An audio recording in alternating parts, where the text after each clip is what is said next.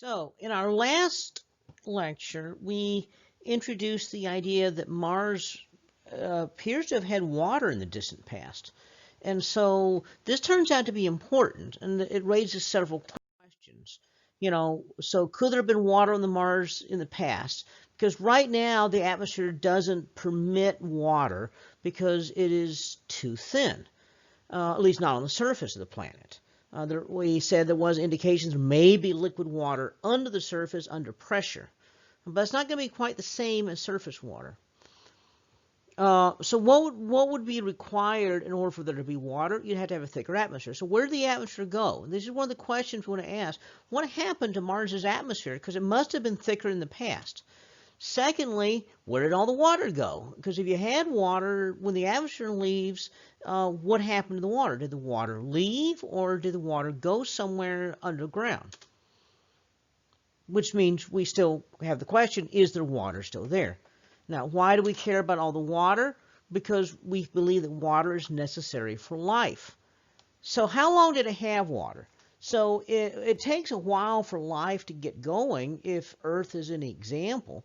And so did Mars have water long enough for life to get going?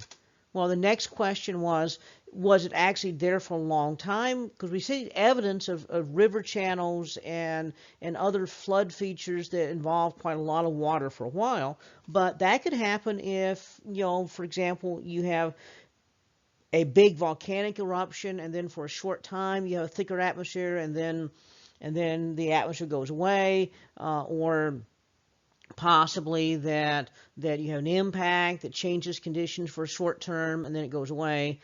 So episodic is probably not going to give you life, whereas long-term water probably is more likely. And so this ultimately raises the question: was there ever life on Mars? And is it still there? Because this is one of the big questions that we want to ask is, what about life anywhere besides Earth? Because the only place we've actually found life is here on Earth. So what would life on Mars be like? Are we talking aliens? Probably not intelligent life, no. Even on Earth, which has had life for a very long time, intelligent life has questionably arisen only recently. And so life on Earth, the vast majority of the time that we've had life, was actually single-cell organisms. Even multicellular things are a comparatively recent development in terms of life on Earth. And so if Mars had life, it would probably start the same way as single-cell organisms. And so we want to know, well, is there life there? Okay. Now, people have been speculating about life for a long time, and so when the Vikings sent back this photograph on the left, it bore a wild resemblance to a face. Now, scientists at this time said it wasn't really a face, it was just the way light was hitting it. So in more recent missions to Mars, looking at that same feature, that's what it looks like, with higher resolution. So you can imagine what that would look like if the sun is setting and casting shadows based on some of these mountain ranges and things that are there. It would look like that. Okay, so that's not evidence of life, past life, or anything like that. That's not an artifact right there. So we want to study. So again, it's just a trick of lighting and the way the humans try to just imagine things.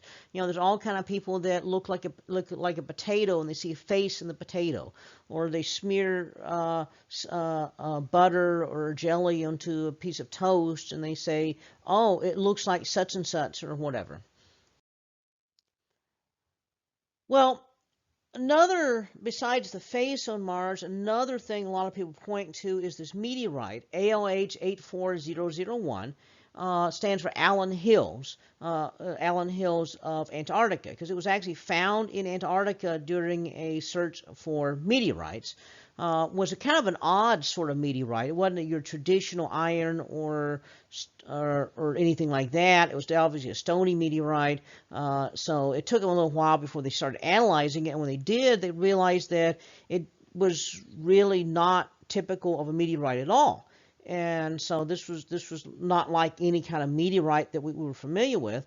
And so they did a little more analysis of it, and they found that the chemical composition of this meteorite really matched the chemistry of Mars.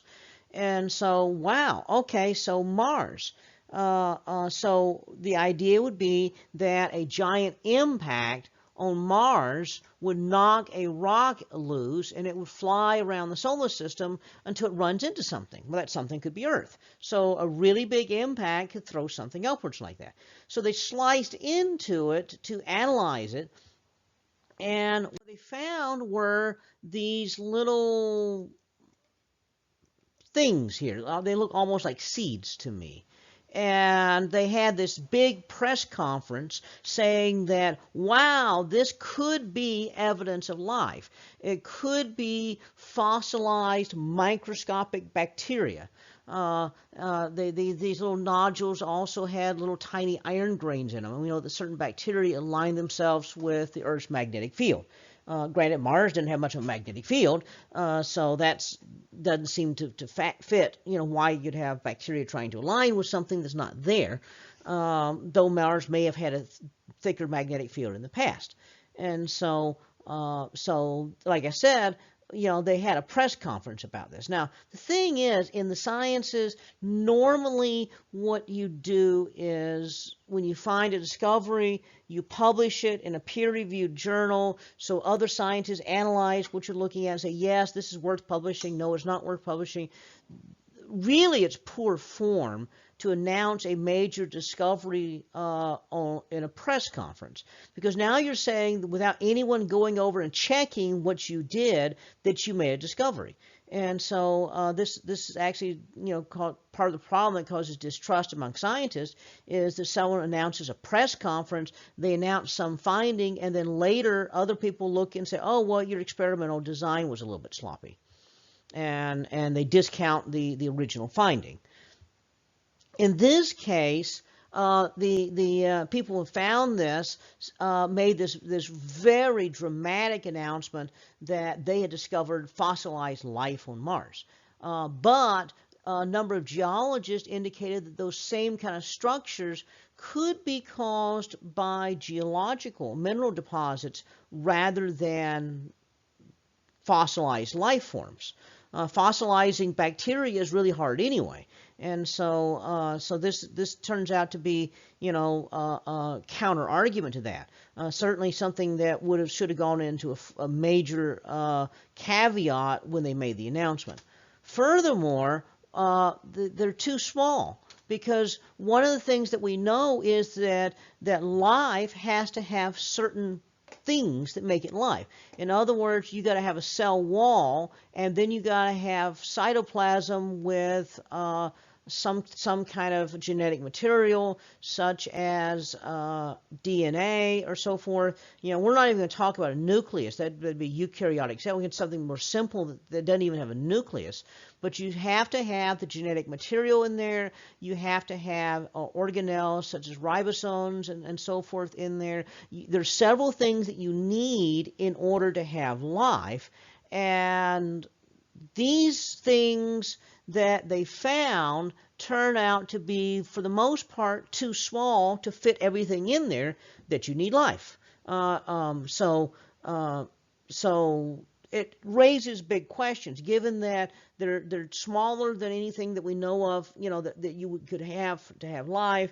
You can't fit anything in there, and there's another way of making those same structures without life. Occam's razor, we talked about this earlier in the semester. Occam's razor says if you have more than one possible answer to a question in the sciences, or more than one possible explanation, usually the simplest one is the more correct one. So in this case, Occam's razor would suggest that since we don't know of any life on Mars, and we would have to have something wildly different than Earth life to fit into something that small. And we do know that geological processes, such as do exist on Mars, could in fact produce those kinds of structures. The simpler explanation is it's a geologic sort of feature. nonetheless, long before that was discovered, we did have basic ideas about searching for life on Mars. And so the Viking Lander actually looked for life. As it landed, it looked around, tried to see pictures of life. Obviously didn't see anything living, but it had several experiments: a gas chromatograph, gas exchange, labeled release, and pyrolytic release. Basically the pyrolytic release, you basically scooped up some soil and baked it, and to see if you release any organic molecules. They didn't find any when they did that. So that was an argument saying maybe there isn't life.